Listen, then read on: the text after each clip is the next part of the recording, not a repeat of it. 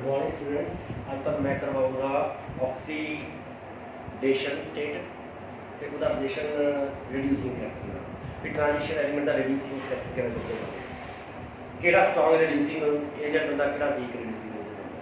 ਮਤਲਬ ਕੋਈ ਵੀ ਮੈਟਲ ਜਿਹਦੀ ਰਿਡਕਸ਼ਨ ਪ੍ਰੈਸ਼ਰ यानी इलेक्ट्रॉन ਪ੍ਰੈਸ਼ਰ ज़्यादा ਹੋਵੇ ਉਹਦੀ ਰਿਐਕਟਿਵਿਟੀ ਘੱਟ ਹੁੰਦੀ ਹੈ, ठीक है, ਤਾਂ ਉਹ ਵੀਕ ਰਿਡਿਊਸਿੰਗ ਏਜੰਟ ਹੁੰਦਾ है। जिन्ना ਉਹਦੀ E0 वैल्यू यानी कि इलेक्ट्रॉन पोटेंशियल नेगेटिव जाऊगा ਉਹਦਾ रिड्यूसिंग फैक्टर उन्ना ही ज़्यादा मीनस ਤੁਹਾਡੇ ਕੋਲ एक मैटल है, मान लो अपने पे आयरन 2 पॉजिटिव है, अपने पे क्रोमियम 3 पॉजिटिव और 2 पॉजिटिव। जे तुसीं कंपेयर करना होवे इन्हां विचों ज़्यादा स्ट्रोंगर रिड्यूसिंग एजेंट किहड़ा है तां मेरी E0 वैल्यू कंपेयर करनी होगी। इन्हां च वो ज़्यादा स्ट्रोंगर रिड्यूसिंग एजेंट होगा जिहदी E0 वैल्यू ज़्यादा नेगेटिव मतलब घट है। दोनों की E0 वैल्यू कंपेयर करांगे तां तुहानूं पता लगूगा भी जिहदी घट है वो ज़्यादा स्ट्रोंगर रिड्यूसिंग एजेंट है। ये गल तुसीं नोट कर लो। lesser is the E0 value या करो more negative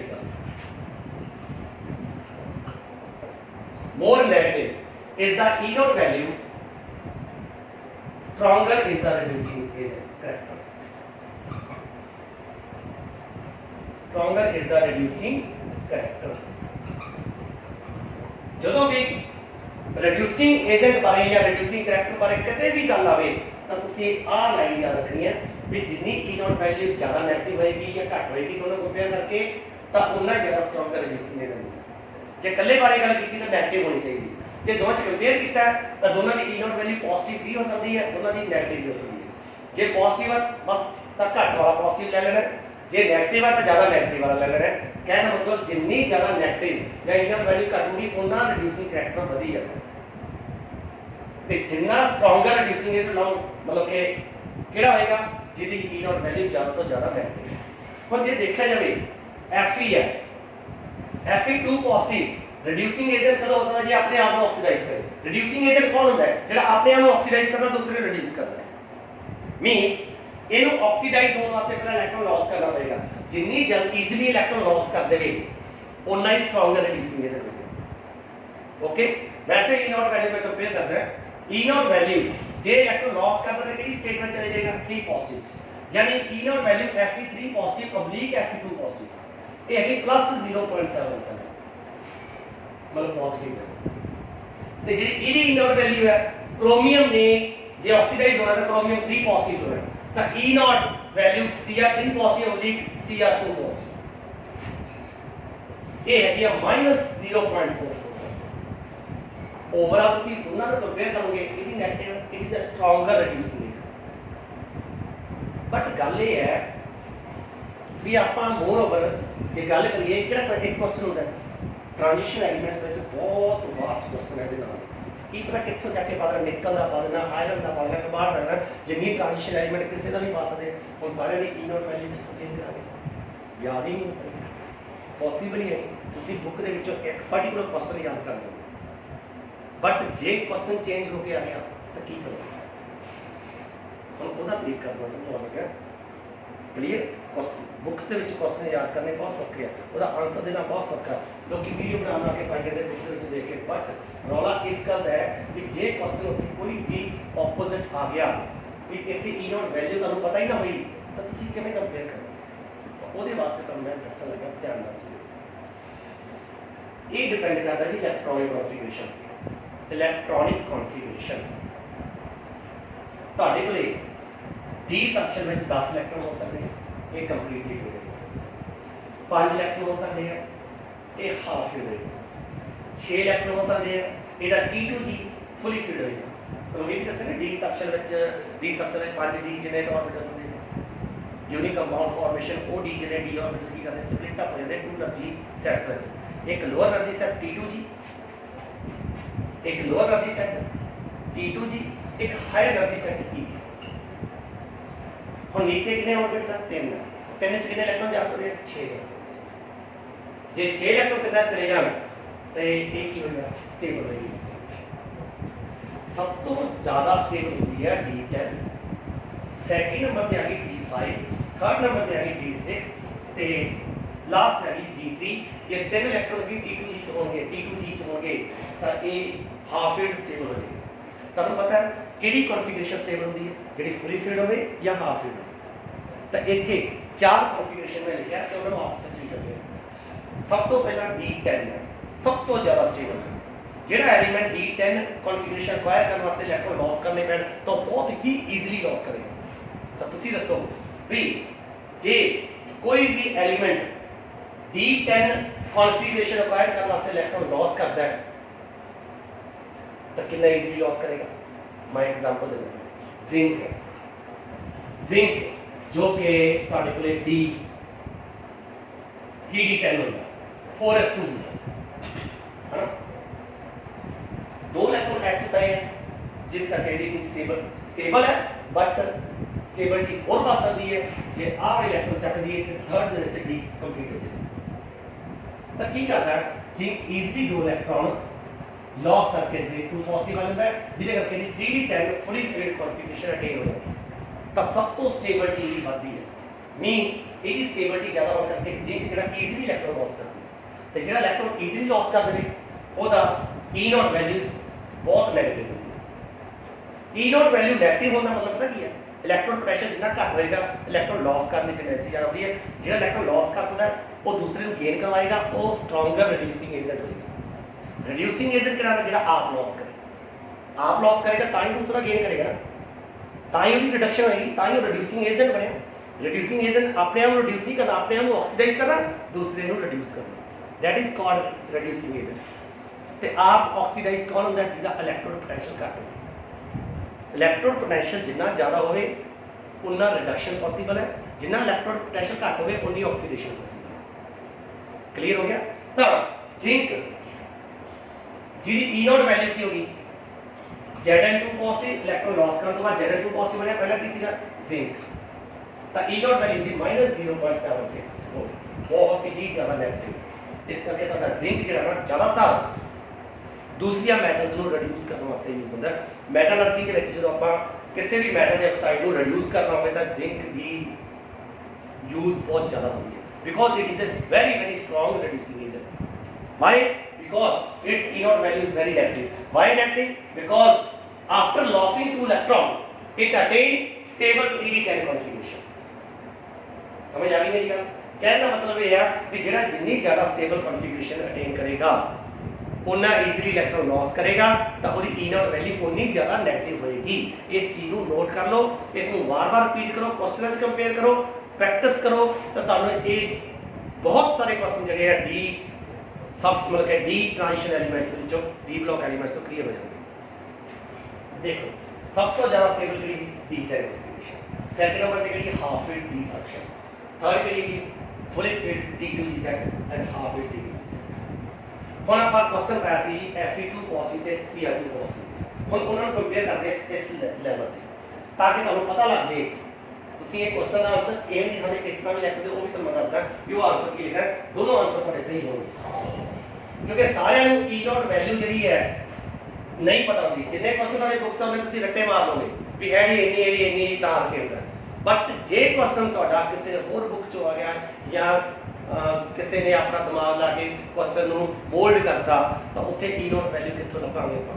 ਇਸ ਕਰਕੇ ਤੁਹਾਨੂੰ ਦੱਸ ਰਿਹਾ ਜੇ ਤੁਹਾਨੂੰ ਨਹੀਂ ਲੱਭਦੀ ਤਾਂ ਤੁਸੀਂ ਦੂਸਰੇ ਤਰੀਕੇ ਨਾਲ ਇਹਦਾ ਆਨਸਰ ਦੇ ਸਕਦੇ ਕਿਵੇਂ ਆ ਹੁਣ Fe2 ਪੋਜ਼ਿਟਿਵ ਤੇ Cr2 ਪੋਜ਼ਿਟਿਵ ਇਹਨਾਂ ਚੋਂ ਸਟਰੋਂਗਰ ਰਿਡਿਊਸਿੰਗ ਏਜੰਟ ਕਿਹੜਾ ਇਹ question which is more stronger reducing agent. ਆਪਾਂ ਕੰਪੇਅਰ ਕਰਦੇ ਹਾਂ ਜੀ ਜੇ ਮਤਲਬ ਜੇ reducing agent stronger है तो ये इलेक्ट्रॉन लॉस करने हैं by losing its electron it becomes Fe3 positive by losing its electron it becomes Cr3 positive।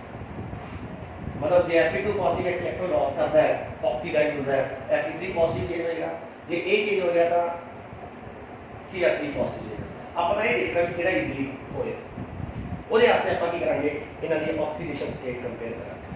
First of all मैं Fe2 पॉजिटिव लिखूंगा Fe2 पॉजिटिव किस तरह लिखनी है ध्यान देना एटॉमिक नंबर 26 दो इलेक्ट्रॉन कट के 24 है 24 ਦੇ ਵਿੱਚੋਂ 18 ਇਲੈਕਟ੍ਰੋਨ ਆਰਗਨ ਦੇ ਵਿੱਚ ਛੱਡ ਕੇ ਬਾਕੀ 6 ਇਲੈਕਟ੍ਰੋਨ ਜਿਹੜੇ ਆ ਮੈਂ ਡੀ ਦੇ ਵਿੱਚ ਪਾ ਦਿੰਦਾ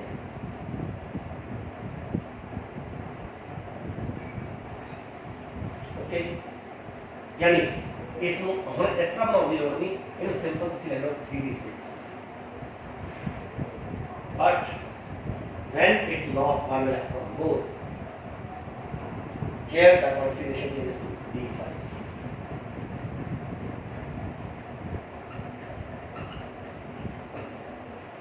Okay, means that Fe2 positive reducing agent हो गया. Why? This is a more stable configuration than this.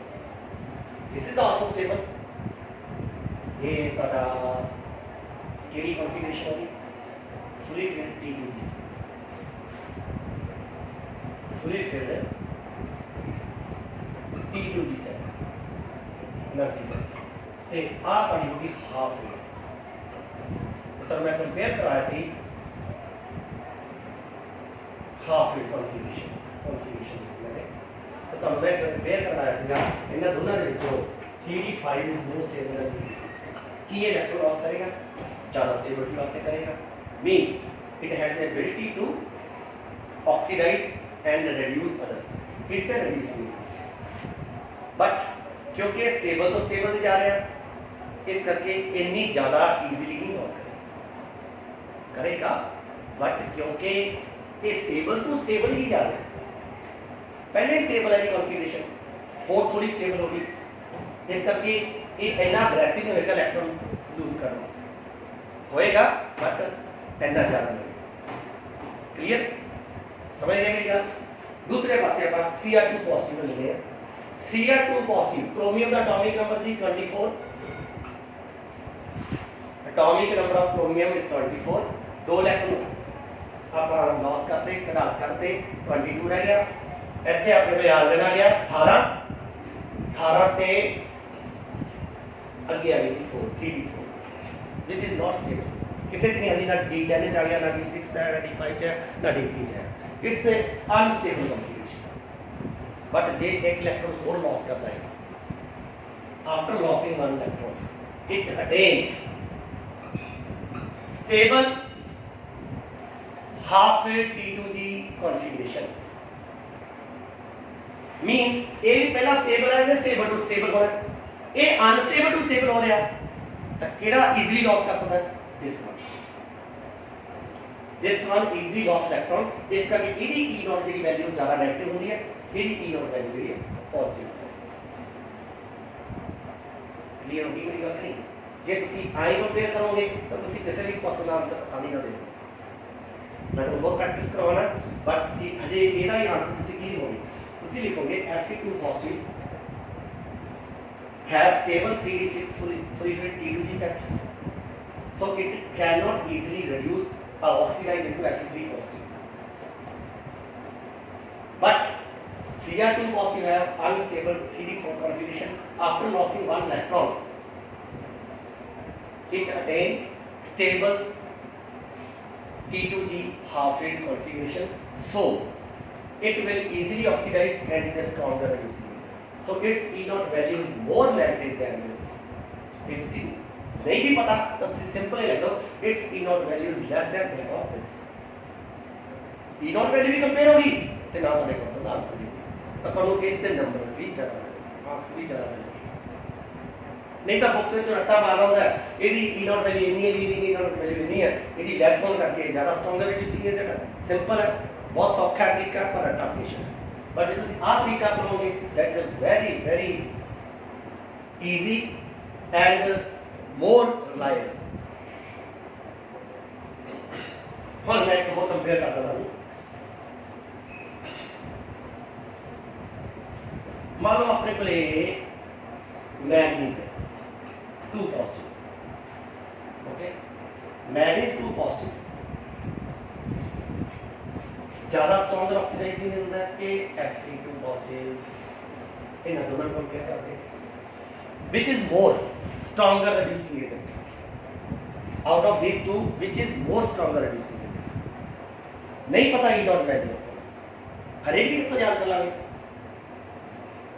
या फिर सारे दी करनी होगी, तो 2 पॉजिटिव 3 पॉजिटिव जे रिड्यूसिंग एजेंट है कि क्वेश्चन कई बार रिड्यूसिंग एजेंट आंदा ही कई बार ये आंदा भी Mn2 positive is not easily oxidized, but Fe2 positive is oxidized more easily than Mn2 positive. Out of Mn2 positive and Fe2 positive, Fe2 positive is more stable towards +3 oxidation state. हाँ, इसका भी question आता है mould हो गए, this is more stronger reducing agent, question ये आ सकता है. Out of Mn2 positive and Fe2 positive, listen carefully.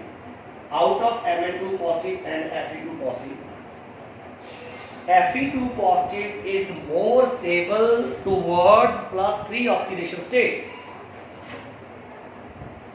Out of Mn2 positive and Fe2 positive, Fe2 positive is more stable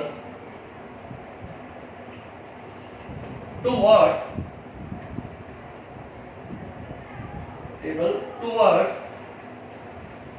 +3 oxidation state. मतलब Fe2 positive more stable towards मतलब +3 oxidation state ज्यादा जाके राजी है, Mn2 positive 3 positive ਵਿੱਚ ਜਾ ਕੇ ਰਾਜੀ ਹੈ. मीन्स कहना मतलब है Mn2 positive ਜਿਹੜਾ कन्वर्ट नहीं ਹੁੰਦਾ है Mn3 positive, but Fe2 positive ज्यादा स्टेबल बन जाता है Fe3 positive. कंपेयर कर सकते हैं.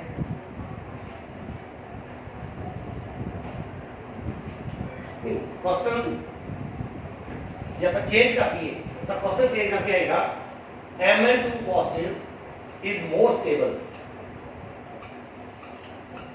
then Fe2 positive towards +3 oxidation state. मतलब +3 oxidation जान वास्ते ये ज्यादा स्टेबल है, ये नहीं होता, ये हो जाता है.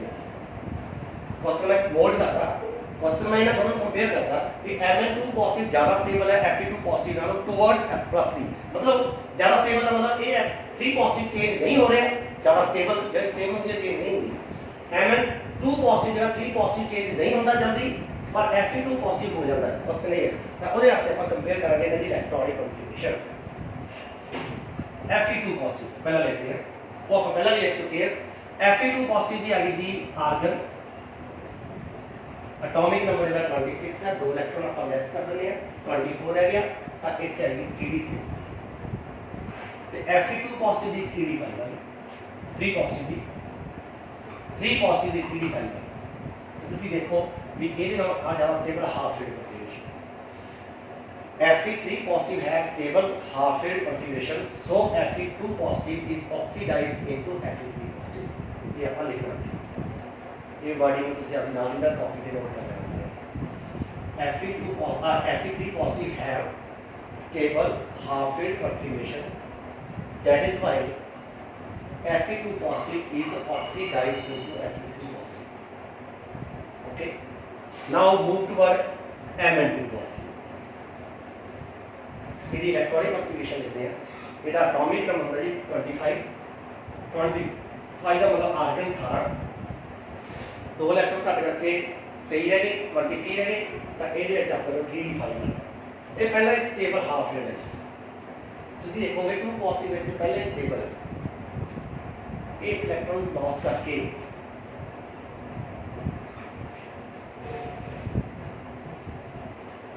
लेस स्टेबल कॉन्फ़िगरेशन में नहीं जाएगा, यानी ये स्टेबल है, ये 3 पॉजिटिव लेवल नहीं होगा. एक घट स्टेबल है, ये 3 पॉजिटिव जा रहा है. तो क्वेश्चन का क्लियर हो गया कि इन्हां दोनों के विचों Mn2 पॉजिटिव ज़्यादा स्टेबल है, इस करके Mn3 पॉजिटिव नहीं जाता. एक घट स्टेबल है, इस करके जाएगा. That is a very very important question. ये नाल दे तुसीं जिन्ने मर्जी क्वेश्चन करके कसदे किहड़ा स्ट्रॉन्गर ऑक्सीडाइजिंग एजेंट है, किहड़ा रिड्यूसिंग एजेंट है, इजीली कर सकते जिन्ने मर्जी कंपेयर करो. जस्ट किसी की लिखना इलेक्ट्रॉनिक कॉन्फ़िगरेशन तो थे स्टेबिलिटी सी रिक्वायर करनी तो इस सीक्वेंस में ज़्यादा 310 सब तो स्टेबल है, उस बाद D5 आ गया, उस बाद जी थोड़ा 3d6 आ गया, उस बाद 3d3 तो इस तरीके का क्वेश्चन इन्हें कंपेयर कर सकते. क्लियर तो ये नाल दे क्वेश्चन तुसीं ट्राई कर रहे हैं. पी नॉट वैल्यू वाले भी ना देखियो ते तुसीं इस ढंग नाल करने की कोशिश नहीं करनी. क्लियर ਤੁਹਾਨੂੰ ਜੇ ਨਹੀਂ ਤੁਹਾਨੂੰ ਤੁਸੀਂ ਇਸ ਤਰ੍ਹਾਂ ਕਰੋ ਵੀ ਜੇ ਤੁਹਾਡਾ ਬੁੱਕ ਦੇ ਉੱਤੇ E ਨੋਟ ਵੈਲਿਊ ਦਾ ਕੱਢਿਆ ਤੁਸੀਂ ਇਸ ਤਰੀਕੇ ਨਾਲ ਕੱਢ ਕੇ ਮੈਨੂੰ ਭੇਜੋ WhatsApp ਤੇ ਤਾਂ ਤੁਸੀਂ ਮੈਨੂੰ ਭੇਜੋਗੇ ਤਾਂ ਮੈਂ ਤੁਹਾਨੂੰ ਮਤਲਬ ਕਿ ਦੱਸੂਗਾ ਕਿ ਤੁਸੀਂ ਆਨਸਰ ਸਹੀ ਲਿਖਿਆ ਜਾਂ ਨਹੀਂ। देखते हैं कितने स्टूडेंट्स मतलब ये काम करते हैं। Okay, thank you very much. आज का लेक्चर